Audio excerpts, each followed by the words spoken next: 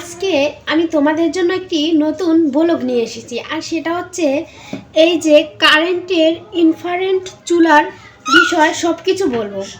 এটা আসলে কিভাবে ব্যবহার করে, এটা মাসে রান্না করার পর কত টাকা বিল আসে এবং এটা কি সুযোগ সুবিধা রয়েছে, এই যে এবং এটার কোনো রিস্ক আছে কি না, এটা কতটা টেকসই, এটা আমি এই 4 বছর যাবৎ ইউজ করছি, এটাতে কোনো সমস্যা পাইছি কি না, মানে এই চুলার বিষয় একদম এটা কি কি রান্না করা যায়, কেমন পাতিল ইউজ করা যায়, এই সবগুলোই আজকে আমি তোমাদেরকে একদম প্র্যাকটিক্যালি দেখিয়ে দেব এবং বলে দেবো সব কিছু। তো তোমরা ভিডিওটি শুরু থেকে শেষ পর্যন্ত দেখে নাও। হ্যালো ভিউয়ার্স, আসসালামু আলাইকুম, welcome back to my channel. এই যে আমার চুলাটি, এটা হচ্ছে ইনফ্রারেড চুলা। তো এটা আমি সবসময় তেমন একটা ইউজ করি না, এটা ভীষণের চুলাটা কিন্তু অনেক ভালো, আমার কাছে অনেক ভালো লাগে। তো আমি দেখা যায় আমার গ্যাস আছে, যখন না থাকে তখন আমি রান্না করি, এখন আমার গ্যাস নেই, এখন আবার রান্না করি টুকিটাকি। তো তার জন্য আমি এখানে চেয়ারে সেট করেছি, তো যখন বেশি রান্না করা হয় তখন আমি নিচে সেট করি। তো এই যে এই চুলার জন্য এভাবে সসমান জাতীয় যে পাতিলগুলো আছে ওগুলো ইউজ করলে অনেক ভালো হয়, তাড়াতাড়ি দেখা যায় রান্নাটা হয়।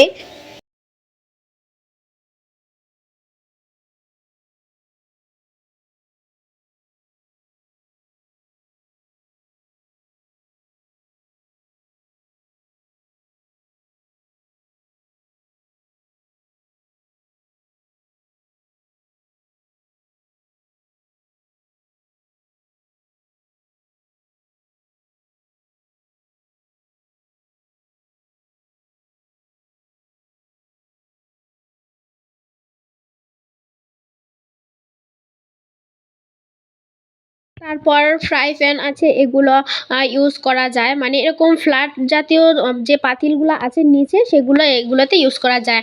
আর একটা মজার ব্যাপার হলো এই চুলাগুলো আপনি সব ধরনের পাতিল ইউজ করতে পারবেন, তাতে কোনোই কিন্তু সমস্যা নেই। আর এই যে এখানে অনেকগুলো সিস্টেম দেওয়া আছে, এখানে টাইমিং করে চুলা সেট করা যায় যে কত টাইমে মানে কতটুকু ভোল্টেজ দিয়ে রান্না করবেন, এইসব বিষয়। আর একটা মজার ব্যাপার হলো চুলাটা কিন্তু 3 ঘন্টার বেশি ইউজ করা যাবে না, অটো অফ হয়ে যাবে। তো আমার দেখা যায় 3 ঘন্টা একটানা ইউজ করা লাগে না, যেহেতু আমি এটা ভাত আর ডালটাই বেশি রান্না করি। তারপর দেখা যায় মাংস রান্না করি, এরকম মানে আমার যেটা ভালো লাগে আমি এটাই রান্না করি। তো এই চুলাগুলো কিন্তু আসলে তেমন একটা বিল আসে না। তো আমি একটানা আসলে সব কিছু একেবারে রান্না করে 1 মাসও ট্রাই করিনি, তারপরও যতটুকু রান্না করি আমি মনে করি গ্যাসের থেকে কিন্তু ভালো এরকম একটা চুলা বাসায় থাকলে। যাদের সচরাচর গ্যাস না থাকে তারা কিন্তু এরকম একটা চুলা কিনে নিতে পারো। তো আমি কিন্তু এটা আরও 4 বছর আগে কিনেছি, তখন থেকে এখন পর্যন্ত ইউজ করতেছি। মোটামুটি দেখা যায় প্রায় ইউজ করা লাগে, একেবারে যে ইউজ করি না এমনটা কিন্তু না। তো এটা কিন্তু ভালোই টেকসই। তো এটা কিন্তু আমরা তখন কিনেছিলাম 3500 টাকা দিয়ে। আর এই চুলাটা কিন্তু তেমন কোনো রিস্ক নাই, শুধু কিন্তু রিস্ক আছে রান্না করার পর এটা অনেকটা গরম থাকে, তখন জানি এখানে হাত টাত লাগে না, তাহলে কিন্তু পুড়ে যাওয়ার সম্ভাবনা থাকে, এই একটা রিস্ক। তো এটা কিন্তু অফ করার পর 20 মিনিট, মানে এখানে অন অফ আছে, টাচ করে তারপর অন অফ করতে হয়। তারপর দেখা যায় এটা অটো, এটার সাউন্ড বন্ধ হয়েছে, এটা অটো ফ্যান চলে, 20 মিনিট ফ্যান চলে, তারপর এটা একেবারে ঠান্ডা হয়ে তারপর এটা বন্ধ হয়ে যায়। এই ব্যাপারটা আমার কাছে অনেক ভালো লাগে। আর বিশেষ করে এই চুলাটা একদম ডিরেক্টলি মনে করেন রুটি ভাজা যায়, মানে কোনো কিছু ইউজ করা লাগে না, এটার উপরে রেখে রুটি ভাজা যায় একদম কমিয়ে। তো এটা হাই লেভেল হচ্ছে 2000 এবং একদম লো লেভেল হচ্ছে যাইয়া 200 থেকে 2000 পর্যন্ত। তো এটা অনেক সুন্দর করে আসলে রুটি ভাজা যায়, আমি অনেক সুন্দর করে এটা রুটি ভাজি, আমার কাছে অনেক ভালো লাগে।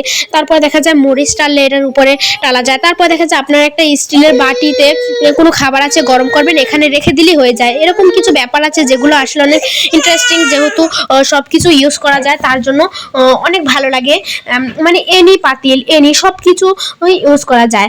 আর দেখা যায় ইন্ডাকশনে কিন্তু আলাদা সব কিছু ইউজ করতে হয়, সেই চুলার জন্য আলাদা কিছু, তবে এটার জন্য আলাদা কিছুই লাগে না। তো আমি মনে করি গ্যাসের থেকে এই চুলা কিন্তু অনেক ভালো। আমাদের যাদের বাসায় গ্যাসের সমস্যা তারা কিন্তু চাইলে এই চুলাগুলো কিনে নিতে পারো, এটা কিন্তু গ্যাসের থেকে অনেক অনেক ভালো।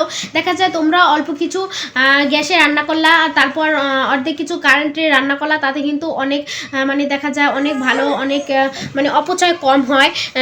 গ্যাসের যে পরিমাণ দাম তার থেকে কিন্তু এই কারেন্টের চুলা কিন্তু ইউজ করা ভালো। আর অনেকেই মনে করে যে আসলে কারেন্টের রান্না আসলে কেমন লাগে, না রান্নাটা কিন্তু খুবই ভালো লাগে। বিশেষ করে মাংস রান্না করলে আসলে রান্নার স্বাদ কোনো পরিবর্তন হয় না, আমার কাছে মনে হয় ভালোই লাগে। জানি না আপনাদের কাছে কার কাছে কেমন লাগে। তো ভিউয়ার্স, আমার ভিডিওটি যদি ভালো লাগে অবশ্যই ভিডিওতে একটি লাইক দেবে, ভিডিওটি শেয়ার করবে এবং তোমাদের মতামত কিন্তু কমেন্ট করে জানাবে। আর এরকমের ঘরোয়া যদি কোনো ব্লগ পেতে চাও তাহলে কিন্তু অবশ্যই আমার চ্যানেলটি সাবস্ক্রাইব করে আমার সাথে থাকবে। তো আজকে কিন্তু এ পর্যন্তই, পরবর্তীতে কিন্তু আমি আরও নতুন নতুন কিন্তু ভিডিও নিয়ে আসবো। তো সবাই ভালো থাকবে, আল্লাহ হাফেজ, টাটা, বাই বাই।